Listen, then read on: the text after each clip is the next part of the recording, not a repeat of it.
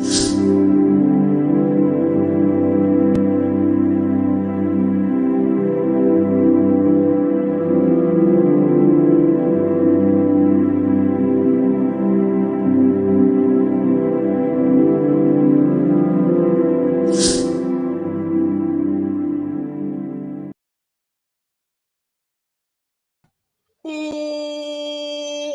up? What's up, everyone? Welcome back to another session of Coffee and Martial Arts. Salud, salud, salud. Cheers. Oh, hold on.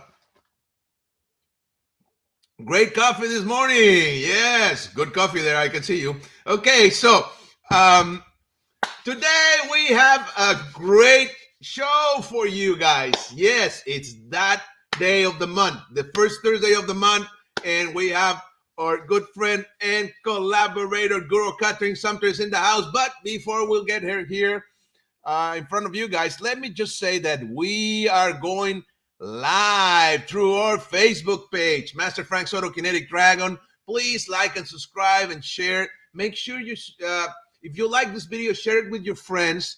And if you don't, share it with your enemies, and I will annoy the hell out of them. But please share the video. You know that. You know the drill. Okay. We're also going live through the Internacional with a C Hall of Fame of Argentina. Okay. This is a group of very talented martial artists led by my good friend, Master Juan Martin Alvarez, who are doing their thing, promoting the arts and giving credit what credit's due, and helping out the community and stuff. And they have a magazine and everything. So we're very honored and happy to be a part of that group. Okay, we're also going live through our YouTube channel, the Kinetic Dragon channel. Okay, so also like and subscribe and click on the little bell so you get notified every time we go live or every time we upload a new video. Okay, so today, like I said, you know, we have my good friend and coffee and martial arts collaborator, Guro Kathrin Sumpter. She is an eskrima 12 pares escrimador, an expert, a teacher, an instructor, and she's also a Taekwondo instructor. She has her own school in Sequim, Washington. Okay, so we're gonna continue with the Wayward. This is the Wayward number 7. Yes, so let's bring in the lady of the hour. Good morning. I don't know if I'll ever measure up to the introduction that you give me. I'll try. Oh, no, you do a great job. Thank you. We already have people saying hello. DC says, what's up? What's up? Okay, so I hope you're doing good. Is it cold up there? Oh, you and I have what's cold? Master Frank, what's cold? Here in the Pacific Northwest, I mean, you know, cold to you is 55, okay? So it's all relative. Yeah, I shouldn't be so snarky. Yeah, it's a little cold. It's a little crispy. Yeah, no. I mean, for us, you know, I don't think I could deal with that type of weather. But here in summertime, it's hell. So no, I do like when people who live in the Pacific Northwest, when they complain how gray and cold and rainy it is. I don't know. It's like, I like it. That's what you get when you live here. So well, of course you gotta, right? I mean, I love the heat. I don't like the cold weather. I mean, this is not cold. This is great, right? But real cold weather, like you know, snowing and all that stuff under whatever. No, not your style. No, I can handle it for a couple of days, maybe for a you know, go on vacation or a holiday or something. That's cool. But shoveling snow and cleaning the ice from the car and all the stuff you got to do, I know, caramba, no. I'd rather have the heat for sure. Or but dealing with the other drivers that don't feel comfortable driving in the snow. They're 10 and 2 and white knuckling down the road. That's got to be hard. Yeah, that's got to be hard. What we get here in the heat, though, with the drivers is very angry drivers. That's what you do get. But you can manage that. That's not such a big deal. Sifu Ernesto Colbert says, saludos. Salud. Okay, so let's go. Let's get it on with what is it that you have for us today in our section of the Wayward, your section, of course. What do you want to talk about today? Maestrazo Juan Martín, saludos. Last month when we were speaking, for the first show of 2022, we were talking about, the new year, and you let me talk about some of the goals that I had for the school. And one of the things that I talked about is that I was going to sit with each of my students, which I had been doing every year. I guess during the pandemic I didn't do it, but I would sit down and discuss long, medium, and short range goals. And it was great. What a fantastic experience. I'm always interested in how to make the school run better. And I know that many people in your audience are successful instructors. So I'm always interested in hearing what other instructors are doing to manage their school and make it better. But this one is a really good one. I really encourage people to sit with their students and talk about long, medium, and short range goals. And it was very interesting. I learned so much. It's interesting to hear what a short range is to another person. Or what does medium range mean? Right. What is that exactly? Right. So perhaps when you're older, maybe short range means 6 months, but when you're a child, well, it's 5 days. What do you want to do in the next 5 days for your short range goal? So those interesting things. And, not everybody came to the table fully prepared to speak to me. And I also realized that, many of my students, they want to please me. So they don't want to say something that they think might upset me. I think by now most of my students understand that I'm very interested in rank promotion and helping people move up the ranks.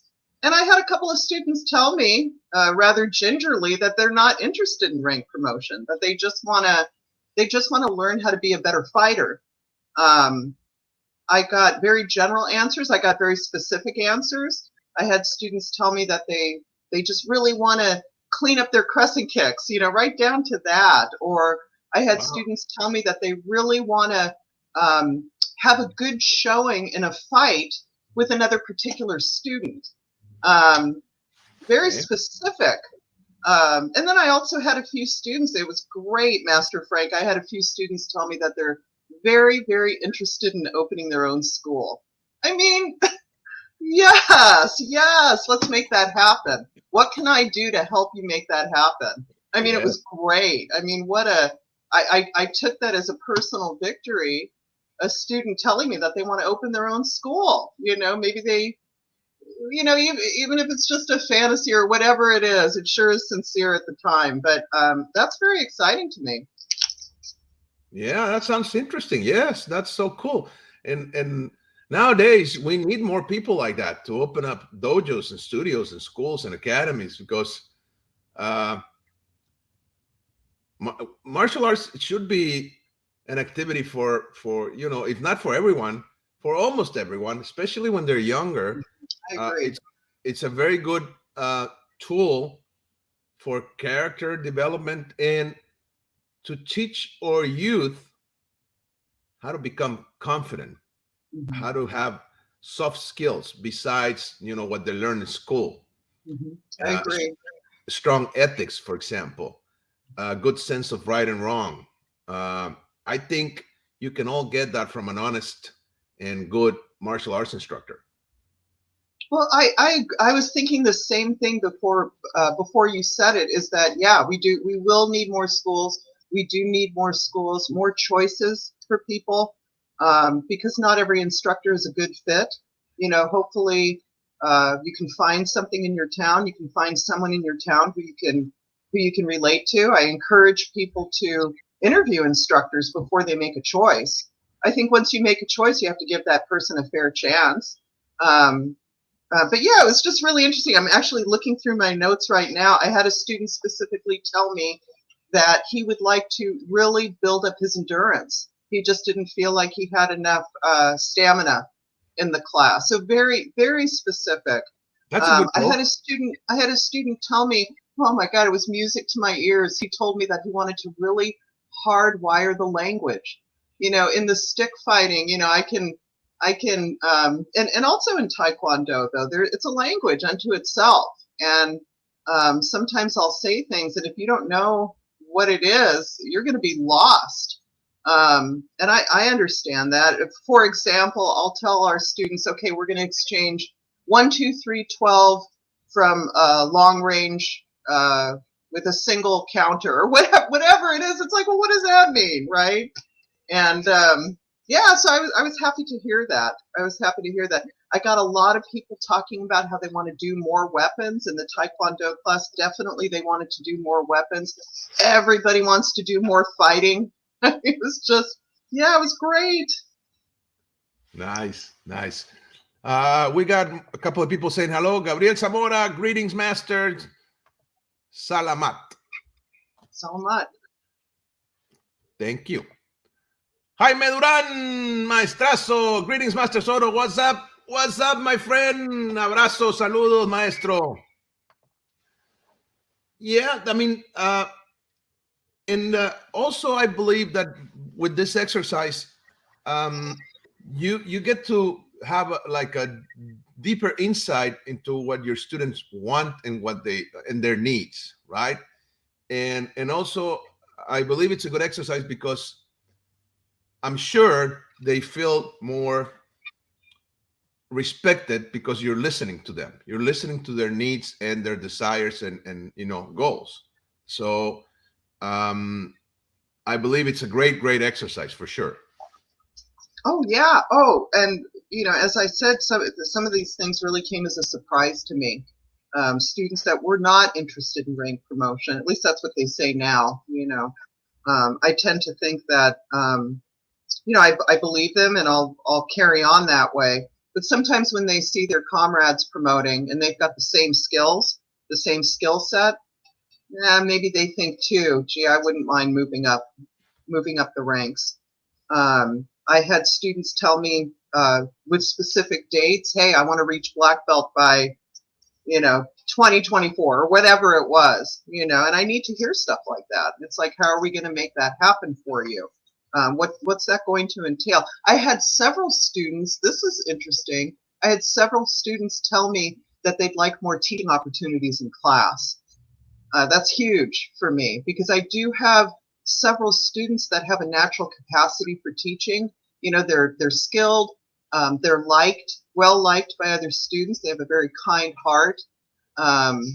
Maybe they're not as much of a taskmaster as I guess I can be, but the other students respond to them. So wow, if I can give these guys some teaching opportunities here and there, heck yes. It's all good, Nice. We have somebody else saying hello. Cat ACC, good morning. Happy Lunar New Year. That is my dear friend from California. She's from the Bay Area, actually. Yes. Yeah, from San Francisco, nice. Right? You mentioned that. Yeah, yes, I remember. Yes. Cool. Thank you. Yes, and Happy New Year to you. Yeah. So it was very fruitful to do this. The other thing, and I have another strategy with these. I'm sitting here looking at these sheets, and so what I did is I made a copy for each student, and I told them, I said, look, everything that we've written down today and talked about today is subject to change at any time, and we can sit down and look at these anytime you want to make a change or update it or whatever. And I think what I will do actually is maybe find a time in the middle of the year, June or July, where I can go back and show them what they wrote and say, okay, so where are we at now? And see if it's changed. Nice. Yeah, or see if they still, feel the same way. Yeah, I really encourage people to do it. Yeah, if you're not doing it already. Some people do it all year long, but this was very formal. I met with them individually. We sat down in my office. It was very formal, and I think they liked it. Like you said, people feel like they're being listened to, and they are. Good. Manuel Ponce Mendoza, good afternoon. Regards from Mexico. Thank you. Good afternoon. Saludos, Manuel. Uh, yeah, I think, and also helping them to achieve those goals, right? That's also. I mean, once you set the goal, then you need to go into the process of getting it, right? Oh boy, you got that right. It's like now that I know, um, I'm going to do my best to manage this. And, I've also learned that when you're teaching group classes, if you try and please everybody, you'll please nobody. But there are specific things that I can do to make these classes dovetail into some of these goals. Okay. So I intend to do that. But yeah, it's not going to be easy for me. I have to strategize to make it happen. Right, right. And also, if once you have the goal, right, now you have like a north. Now you know you have a destination, right? Otherwise, Yes. you're just doing whatever. So that's why rank. That's when rank becomes a good tool, right? When you Yeah. have a rank and you have like a set curriculum, probably where the student knows where they're going, knows where they're at, right, and what they need to get there. That's why the process, it's also important, having a curriculum, or what the Japanese will call the way, right? Oh, okay. Yeah. That's the way. The way Of is, course. it's the curriculum, the process, going from white belt to black belt. So you have a way to get there, Mhm. right? So that process, knowing the way and taking the student into that journey in that Yes, sir. Yeah. manner, uh, and you need to you're going for, I don't know, your orange belt, your blue belt, whatever, your brown belt, or white, brown, black, and you need to learn this, and you need to develop these skills, and you need to, et cetera, et cetera. Uh, gives the person, the individual, the student, gives a goal, a destination, and it also gives them uh, like a compass, right, or a tool to know where they're at, and that way they can get this immediate feedback or positive feedback that also helps to keep you motivated. When you have that, it's like when you're going to a sparring, or you're fighting a sparring session, you're fighting someone, uh, and you win, right? So you get that Mhm. instant gratification. Oh, I won, or you lose. So, oh, okay, this didn't work. This strategy I Mhm. used didn't work, or whatever. So I'm going to work on this and work on that. And that's also a motivator. Losing can also be a motivator if you take it the right way, Mhm. right? And that has to do with the dojo environment as well. The environment the instructor will create for the students, because I've heard sometimes, I'm not going to talk badly about anybody, but I've heard sometimes instructors complaining about their students. And maybe sometimes I've done it too, right? I'm not going to say I'm innocent, but usually it's not the student's fault, or not the instructor's fault, but it should be your responsibility.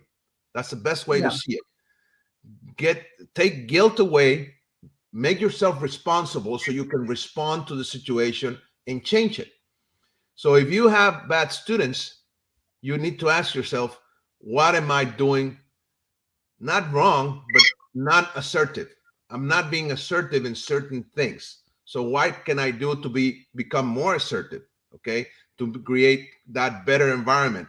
And for example, having your students share your goals with you will give you, as an instructor, that that you know feedback as well, or that communication, generate that bridge, so you can work.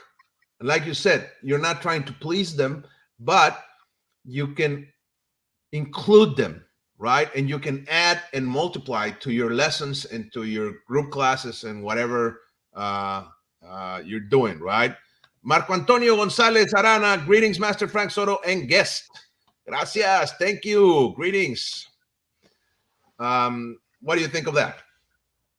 I think that the students that came to me with specific goals about rank, that is going to be easier for me to meet those goals, to help them meet those goals, because I know what it takes.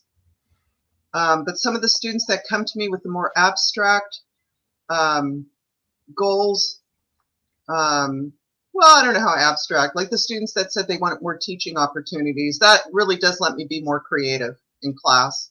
I get to be creative with that. The student who told me that he really wants to develop his stamina, yeah, I can help him develop his stamina. I guess the whole group can develop their stamina, right? So I can address him by addressing the whole group that way. Right. But yeah, I need to go through these and really see what I can do. Like I said, one of the things that was across the board is that everybody wants to fight more. Everybody. I don't think there was one person who said they didn't want more fighting opportunities. And so Well, one of the things that I did talk with you about last time was that I wanted to host more specialty classes. And we kind of talked a little bit about, the class session is, 1 hour. And so just to suit up to fight, I mean, it takes 10, 15 minutes to get everybody suited up. And then it takes another 10 minutes to get all the gear off, to line up and bow out. Well, that's almost half the class. So I started these classes, just sparring classes, where we can take an hour and a half, even up to 2 hours, and just fight. nice. And so I threw the sign-up sheet on the table. Man, it was standing room only. I'll tell you what, it was very well received. And in the stick fighting class too. In fact, Saturday, we have another stick fight on Saturday. Yeah, people are just hungry for it. So I can help them with that, Well, that also tells you something about yourself as an instructor. Well, I do want to accommodate people. No, no. I do want That to tells me, accommodate for those students. example, that tells me that you like to fight, and that's Oh, I me. don't fight these guys. No, but I'll just I'll that's officiate. I'll just officiate. no, no. But what I'm saying is, you have that focus because Oh yeah, no, I've always liked fighting. Oh yeah. yeah, No, you're of right about course. that. No, I like to fight. See, I'm more self defense oriented, and I can tell you, my students are more self defense oriented. I'm not saying they don't fight. Yes, I teach. We do sparring sessions and everything, but it has to do a lot with with what the instructor has in mind and the preference of the instructors as well. Especially when you see that as a norm in your school, in your dojo, that tells me that you like. And yes, and I know you do, but still, that everybody's asking for that. That means the instructor is in that frequency, I basically. like to I like to suit up. The only problem is that I need to find a like sparring partner, and Right. she's not out there right now. So I don't have that. I've got a lot of strong, big young men, and I'm not going to fight them. Those days are over. Oh, I hear you. I hear you. Yeah, yeah. So, It's their but turn. yeah, I'm sorry. It's their turn to fight. Yes. That's right. That's right.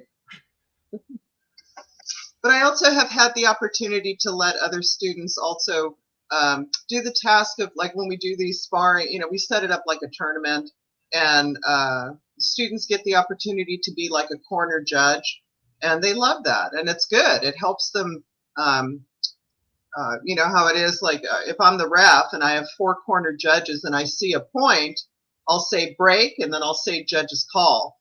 And it gives the students the opportunity to really understand what they're looking at, and then after, of course, after fighting, we have the opportunity to one by one go down the list with each student and say, okay, what does so-and-so like to do? I really encourage people to watch the students fighting before they do, so they can see what people like to do. You know, Right. maybe that guy really likes to close the gap very quickly. Maybe this person really wants to be first. Maybe this person has more of a punching game, but not much of a kicking game. You know, maybe this person's a defensive fighter. Maybe they're not. Maybe they're more offensive. You know, Right. so yeah, and it's good. It's good for everybody to call out what they see, and you know what I'm going to say. Assign language to it, of course. Okay. I just want to have a little bit of a break from our conversation because I want to share something with our audience. Okay. I think I was a couple of weeks ago that I got this in the mail. I don't know if you guys can see. There we go. Okay. This was a very beautiful Hmm. gift I have from you, of course. So the sign there says Hermosillo, which is my hometown. And that's actually pretty much what you see before you get in. And we do have a train coming in, I think every day. So thank you so much. This is beautiful and amazing. Hey, take it out of the plastic and let's have another look at it Okay, let me do that. so we don't see the glare. Okay, cool. Yes, good idea.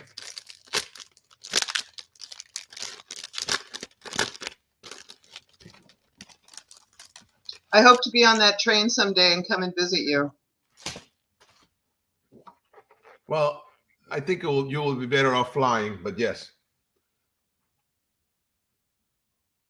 That better? Ah, yes. Kinetic dragon. I'm on my way.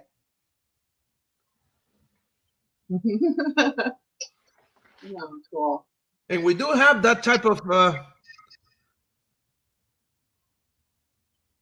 do you call it? Not rabbit, hen, is it? March hare. Yeah.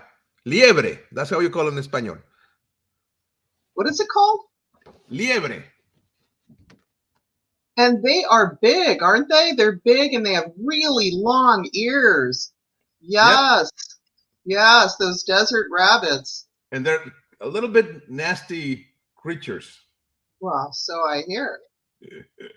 Yeah, but they're very cool. Yeah. Thank you so much. This is beautiful. Well, that's so nice of you to show it to your audience. I appreciate it. I've been doing some artwork over the last year or more. So you're not just a talented martial artist, you're also a talented what? Graphic artist. So cool. Thank you. Look at that. Thank you. That's nice of you, Master Frank. Thank you. Thank you so much. I really appreciate that. So sorry guys for the interruption. So going back to our conversation, like I said, I think you really like or you are fighting oriented when it comes to your teachings. Does that make sense? Well, I guess the philosophy of the school is that martial arts is the art of nonviolence. And the whole idea, it's rather paradoxical, is to never have to use it. You know, here we train so hard, and then the idea is to never have to use your martial art. I guess I feel like if you have to use it, then something bad is happening, and you don't want something bad to happen.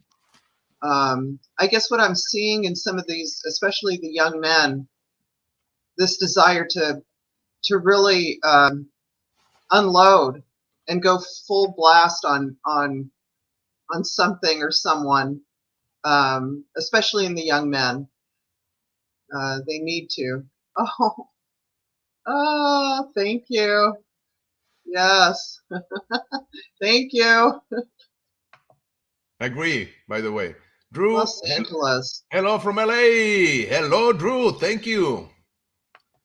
So, okay. So that seems to be that, you know, that's the philosophy. You know, fighting is not the go-to. It's avoiding the conflict. That's the first line of self-defense. But I wanted to say something. I think we do martial arts to use martial arts, but not the fighting.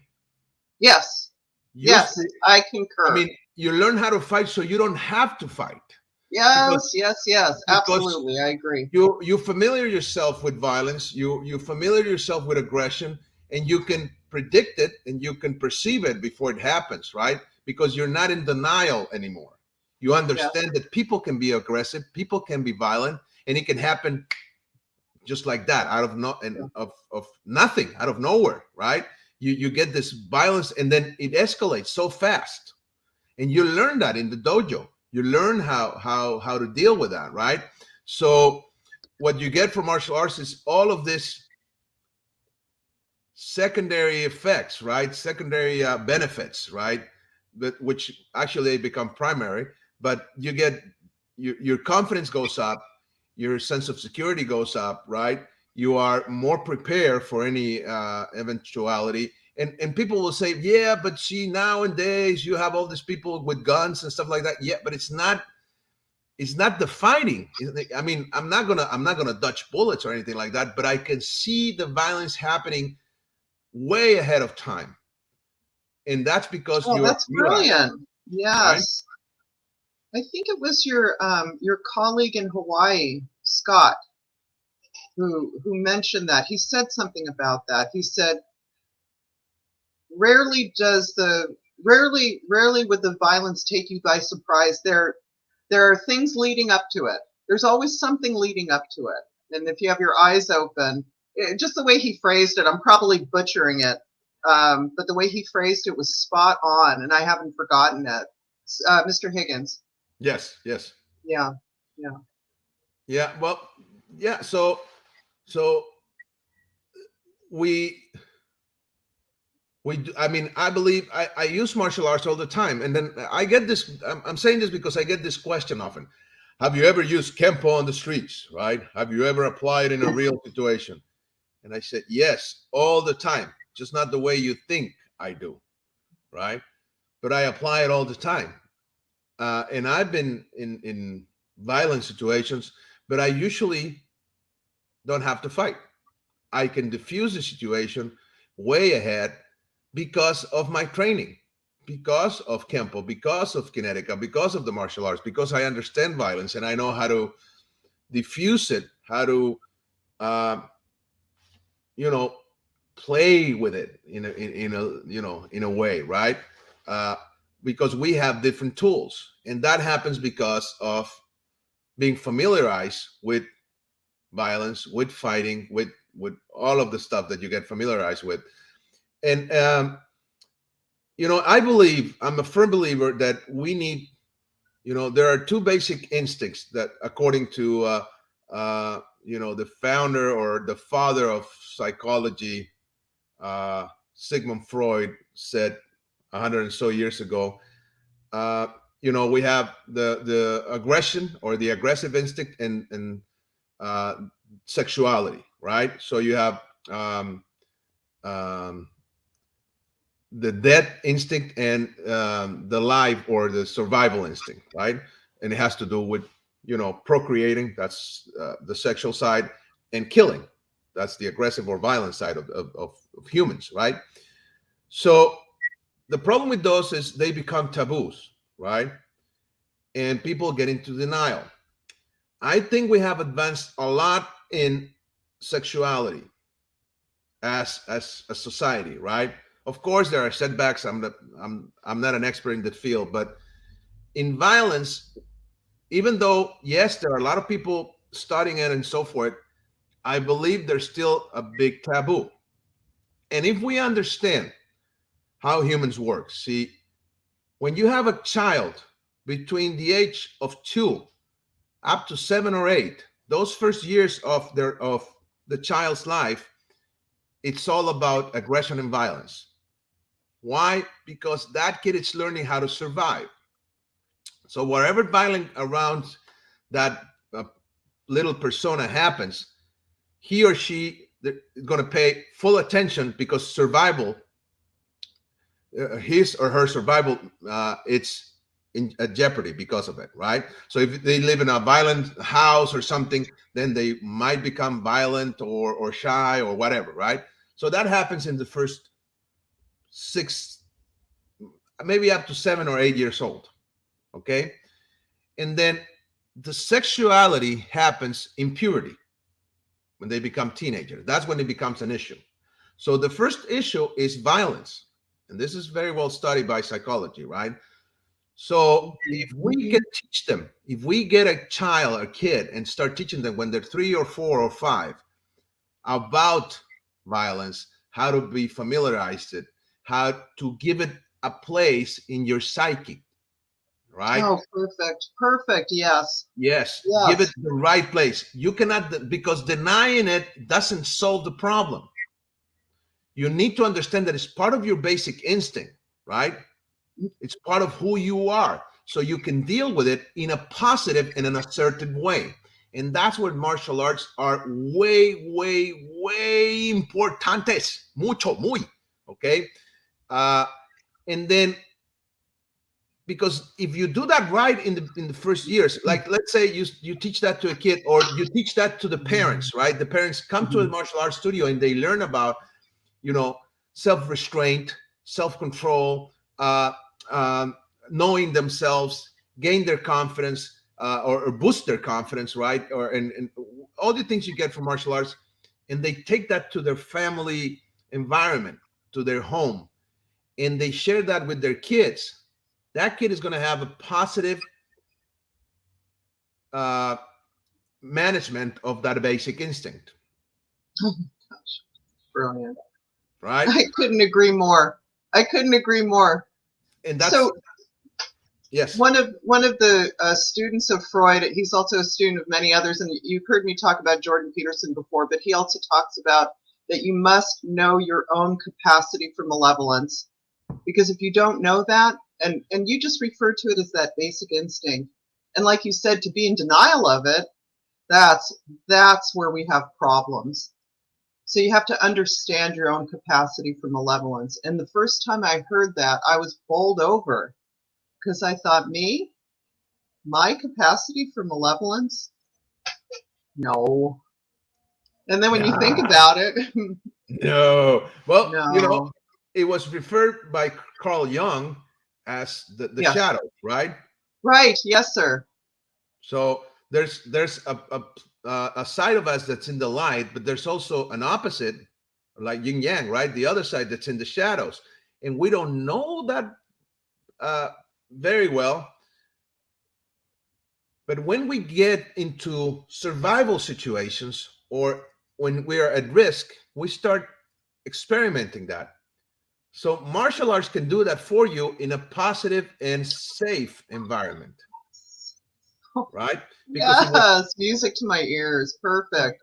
yes, and it will put you in a conflict where you're going to feel threatened, and you're going to have the tools to solve it, because an instructor is with you, and you're not alone. You're doing this, always supervised, and you're going to be able to learn how is it that you react when you are in that situation in a safe place. You don't have to wait until reality or life hits you, because we Perfect. are exposed. Denying it doesn't stop violence around us. So it's a much healthier way to deal with this if you accept it. That's why acceptance is the first thing that you need to have here. You need to accept the fact that you are vulnerable, that violence can happen right next to you, and that it can come from even the people that you love and trust. And once you learn and you accept that without feeling paranoid, without falling into fear, just saying, okay, this is part of humanity, so I need to learn how to deal with this, right? It's the same thing with sexuality, because it's a basic instinct. It's the same thing. It's just, the other side of the coin, but it's the same thing. And if we learn to deal with this stuff from a young age, when we become adults, then we can break that cycle, that unhealthy cycle of violence. Mhm. By what? By understanding it and learning how to deal with it in a much, like I said, more assertive way. That's And like you mentioned, the school is such the appropriate venue for that to happen. Last week we had some fighting. It was in the Taekwondo program, And we had two young men who wanted to fight each other, and they did. And instead of doing points, we decided to do rounds. So there were going to be 3 1-minute rounds, which is a lot. I mean, it's a lot. And these two young men pretty evenly matched, and they began to engage. And of course, we have rules of engagement, right? But at some point, one of the young men, he unloaded just a little bit too much, and the favor was returned. And it happened like that. What happened as a partnership, a good fight, a good partnership, it turned in a second. Yep. And so I called break, let's line up, we're done. You know, it's like, okay, we're done. Because it happened so quickly. But when I said break, they did. And they went to their respective corners. So it is a controlled environment. So like you were saying, I mean, if you can experience these basic human instincts in a controlled environment, it won't come as a big shock to you when it happens out there on the street, or at least that feeling, or that the essence of it, right? Yeah. And you have a much better idea of how you're going to manage yourself in a crisis situation of conflict or aggression or whatever. I mean, maybe you'll know a little bit more what you're capable of. Yes. And you accept that part of your shadow, that part of yourself. And you, because you bring it to the light, then it's not a secret, it's not a taboo for you anymore. It's something that you accept, and that way you can manage it. You cannot manage what you don't understand and what you don't know, right? We're most afraid of what? Of what we don't understand, right? That's one of our biggest fears, is that something we don't or we don't know what's going on, we don't understand. It's like, you know, when people say that when you go into a dark room, a small bug, once it touches you, it becomes a huge lion. Oh yeah. Right? You're like, you start like, and it just was just a little, you know, insect.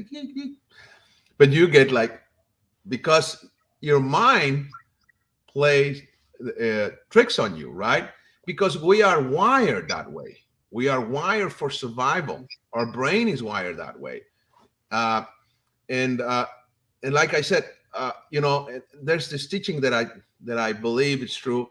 Our brain is a little bit pessimist, meaning if you're walking in, I don't know, out in the savannah, for example, and you look around and you see a lion, right? And then, oh my God, you're gonna, whatever, you might survive, you manage to get away. So from then on, if you continue that walk, every rock you see, it's gonna be a lion. Right? Everything you see, the lion, oh my God, you're gonna be so, because the brain says, oh my God, we're in lion territory. So whatever you see that it's resembles, it's a lion, right? Because you need to survive it. So we are wired that way. That's the way the brain works, because the main function of the brain is to keep us alive. It's our survival, right? And the other thing about the brain is the brain, it's also, some people say, some scientists says it's mediocre. Why? Because once you want to do something new, let's say I want to go for a hike. I've never done any hiking, and I want to go up the mountain and do hiking, and the brain would, let's say you're sitting down in front of your computer when you think that, and the brain said, shh. Then you get this little voice, don't do that. Have you seen the new Netflix series? Oh, that's much better, right? So, oh, and then why? Because the brain feels a threat, right?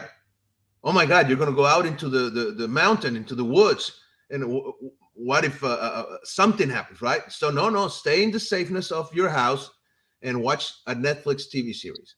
So I know what I like what I know, right? And once you understand that, you need to understand that every time you want to do a new activity, your brain will have a no for you, always. And you need to break that resistance. And that's what discipline comes in. And that's another point that you get from martial arts. You become a disciple. That's what discipline means, right? You are a disciple of the art itself. It's not a cult thing. No, you decide to become a part of this, learn this art. So you discipline yourself to learn that, right? And in that way, you can break with this resistance. I think But also, you're gonna I get it. agree, and I think also it takes practice to get to a place where you can do new things and try new things, and Meet new yeah, people. I think that takes practice. I think the first time you do it, those voices might pull you back to that Netflix series, but if you can Yeah, why go? overcome it, Why go do martial arts if you can see it here, right? And much cooler, right? Just Mhm. John Wick is out. Oh my God, let's see the John Wick 3, right? I'm vulnerable to that. I'll tell you what. Yeah, me too. Of course, we all are, right? Okay, we have Carlos Villarroel saying hello. Buenas tardes, Big Master. How you doing? Salud from Brazil, Manaus. Salud to the maestra, the guest teacher, Guro. Bon café, Marcial. Obrigado. Os. So yes, if that's why the main goal of martial arts, and one of the things that we hear a lot, and might sound as a cliche, is know yourself, know thyself, right? But it's true. That's I mean, even it sounds like a cliche, it is true. You get to know yourself a little bit better by accepting this basic instinct of aggression. Aggressiveness is that instinct, you know understanding that there is violence inside of you, and sometimes it's self-violence in your narrative Oh, and what you'd say true. to yourself. I'm an idiot. Oh my God, I'm so stupid. Oh, and then you go from there on, right? And learning that there is violence even in the way you think, and that you learn how to become more assertive, and you learn how to deal with it instead of denying it. That also will make you a much more positive person. I mean, You in know, that. I agree, and I think it's pretty easy to say, and it's another cliche, but we're our own worst critics, and I don't know if it's always been true. Maybe it has, but I sure have a set of young people in the teenage and preteen group that are terribly hard on themselves, and I just wonder how much social media fits into that. Um, Very, very hard on themselves, like they just can't do anything right. But when they come here and they have some successes and they still want to deny it, and I said, well, I'm not throwing you a bone. I told you you did very well. I'm not yanking your chain. You really did do well. Uh, yeah, they are very hard on themselves. I guess we all are. Has it always been like that, or is the social media generation, is it different? Is it worse? I don't know. uh, I know I wouldn't want to be growing up right now. I Well, know that. because it's different than what happened to us, but still, for example, when uh, when a person is a victim of bullying, right? A kid or any individual is victim of bullying at school. Um, Usually, they bully themselves Oh, for sure. in their thoughts, and sometimes once you become the victim, then you start believing that you deserve that. I mean, it's the cycle is really bad. The self-destructive cycle, what happens because of becoming a victim, it's really bad. To break that, it's essential. You need to. So And somewhere in there, I can't help but think that there is a measure of self-indulgence. sure. There must be a payoff to consistently hate yourself and to decide that you're not good at anything and that you're no good. Maybe now you're not accountable for anything that you do in life. I don't know. I don't know what it is, but I feel like I have many students right now that they have some pretty serious issues. I don't know. When they're here, I don't know, the dojo elevates everybody. The martial arts, it brings out the best in everybody. including myself. So whatever problems they might be having at home, and sometimes I hear from their parents too. They want to talk to me and tell me what's going on. I just don't see some of those things here because it really truly brings out the best in them. So I might not be seeing what their parents are seeing, or their guardians or their families on a regular basis. Right, right. Okay, Alonso, Juan, greetings to you, to all you people. Greetings to you people as well. Thank you. Nice. Okay, Alan Copeland says, when we are asked to do forms or lead warm-ups, a lot of us in Catherine's class are hesitant from time to time. I am sure because we are afraid of failure, but we have to get outside of our comfort zone and be willing to make mistakes and receive constructive criticism. That's how we improve and gain confidence. Well said. Thank you, Dr. Alan Copeland is a student of mine. He's a stick fighter, and he's just coming along so well. I think he's right too. Whatever task, performing, leading warm-ups or whatever it might be. I think I see people doing a lot better than they think they're doing, or they're so shy. And then at the end of the day, it's like, yes, that was correct. That was right, But very well said. He's a smart guy. Nice, nice. Yeah, and you say it brings the best in people because you're also teaching them to deal with their worsts. Oh, perfect. Yes. So that one of the things that I explain to people, and this is going to sound weird, but just bear with me. One of the things that we do as martial arts instructors is that you give permission to the student to be aggressive. You give them permission to use violence in a way, because society doesn't give us permission. It's a taboo. It's a no-no. No. But it's a basic instinct. It cannot be denied. So first you give them permission to use it, and then you teach them how to use it in a positive way, because that's possible, right? Because, for example, if you want to be successful in a company, let's say you just got your degree from the university, whatever, you even got your master's or something, and you went into this huge company, and you are one of the talents, and then they're expecting a lot from you, whatever, you're going to have to compete with other. Right. And you're going to have to be aggressive. And I'm not saying you're going to have to hurt the other person. No, you're going to have to, go for it, right? And be aggressive in your work and in your environment and everything in a positive way. You have to have that aggressiveness, that hunger, right? You got to be hungry, right? So yeah, you have to put yourself out there. You have to be able to put yourself out there. Come you're what gonna may. have to fight.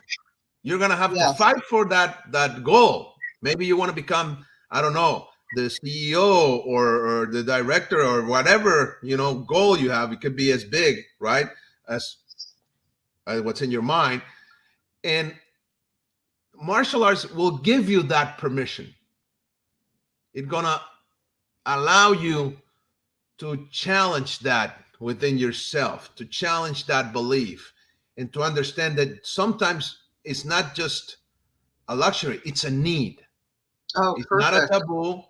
You have to fight. You have to be aggressive in a positive and assertive way. Oh, very well said. Yeah, that's one of the other things that you get from this. I mean, I think not just permission to be aggressive, and you said it so well. That's perfect. Because you explained it, taking it outside the dojo. But I think not just permission to be aggressive, but also permission to fail. It's like, what do you think is going to happen to you if you make a mistake on your crescent kick, or you didn't quite get your curving strike right? What exactly do you think is going to happen? Oh, well, I was able to help you, and now you got it. So it's okay to fail. It's not the end of the world, right? And you're in front of your peers, and of course you don't want to fail, but that's why we're here. That's why we're training, so we can get better. And I think also that I have students, I know they don't want to fail in front of me. I know that. They want to please me. I get it. I want to please my instructors. When I see my instructors, I want to be perfect. Of course. So I understand, but it's okay. It's okay. That you just said something truly important. It's okay, right? And to put that hand on top of the student's shoulder and say, it's okay. You can try again. You can do it again. It's no problem. That because when you have that bad inside talk, right? That negative going in your head, right? And you learn that. You learn that from social media. You learn that sometimes from your parents. You learn that from whatever. You just and sometimes it suits you, right? And you start believing that.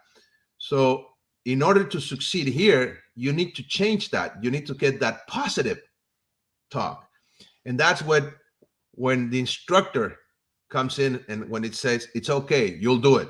I believe in you, right?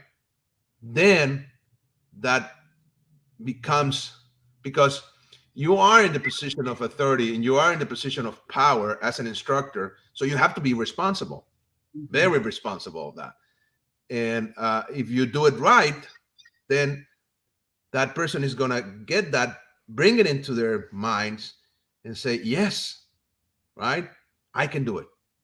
That's the empowerment right there. I agree. And I see so many successes in every single class that I teach. There's so many little successes. And so I also want to make it more clear that promotion is not the only benchmark of success in martial arts.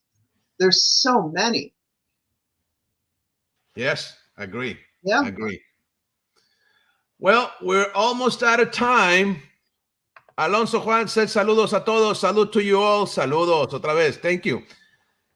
So if you want to add something before we go, I just want to say thank you. By the way, this was a nice conversation as usual. So you want to say something else today? Well, I'm very excited about implementing some of these new things in 2022. And like I said, I'm always interested in hearing what your other instructors have to say and how they operate their schools. I always want to make it better. I only have so much time to teach my students, and I want to make the most of it and make sure that they get everything possible out of their martial arts experience with me. Hopefully it'll be good enough where they'll want to continue on after they leave me and get there and open their own schools. What a compliment. At least I took it that way, that it's a compliment. If they see what's going on around here and they want to have their own school, that's fantastic. Oh, thank you. Yeah, my website. Yes, if people want to get in touch with you, they can go into the website, squimmartialarts.com. Okay, I really always suggest to do so. I've never been to your dojo. Maybe someday I will, but I am sure that you have a very nice environment, and you have, I know that you do have a great quality teaching.